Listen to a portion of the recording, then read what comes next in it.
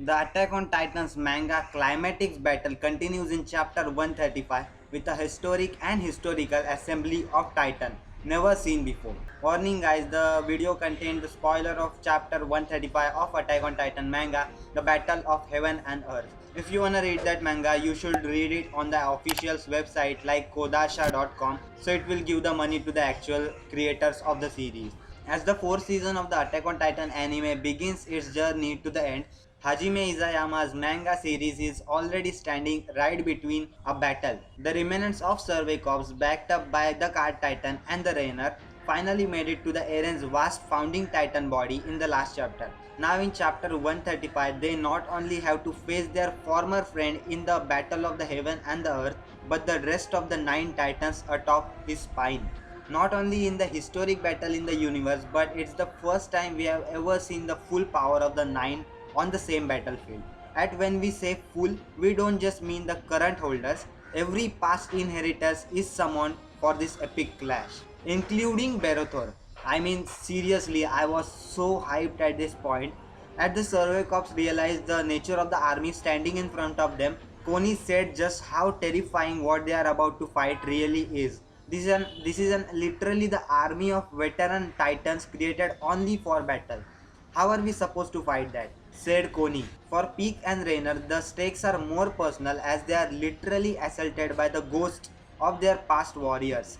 As Peak takes decisive actions and attempts to blow up Eren's on at his nape, her Card Titan body is screwed by the Tiber's Warhammer Titan. Rainer meanwhile is smashed by Galliard Jaw Titan and then has his armored Titan body destroyed by Berothor's colonial titan. The reason why this is possible is because the 9 Titan originate from a singular form, Ymir the founder. Ymir was made into the first Titan ever 2000 years ago, and when she died 13 years later, the power has been divided into 9 individual ones and divided among her heirs by way of cannibalism. This has been the method of the Titan shifter inheritance ever since. Ymir, liberated by Eren to enact her revenge on the humanity that keeps her physically and then spiritually bound for centuries, seems to have a presence in the real world thanks to lending Eren her founding Titan powers, and she uses her connections to her subject to conjure every past version of the 9 Titans. As Peak explains, it must be possible to research an infinite number of them if you have the power of the founding Titan. Through all those nail-biting movements, it's still a fascinating look back at the history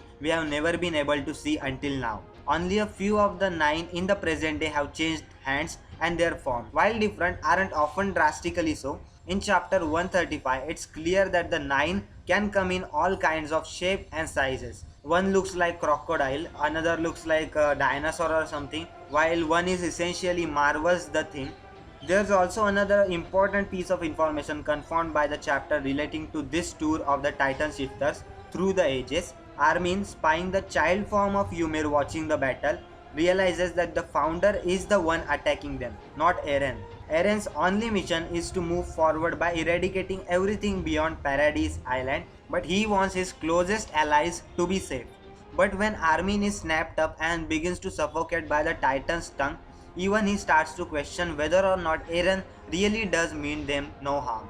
The Survey Corps barely make it even out of the battle alive, minus a trussed up Armin, thanks to the amazing arrival of the Falco in his now airborne Jaw Titan form as predicted, and though they were all willing to go down this fighting, surviving in this biggest Titan battle in history is a win in itself, guys.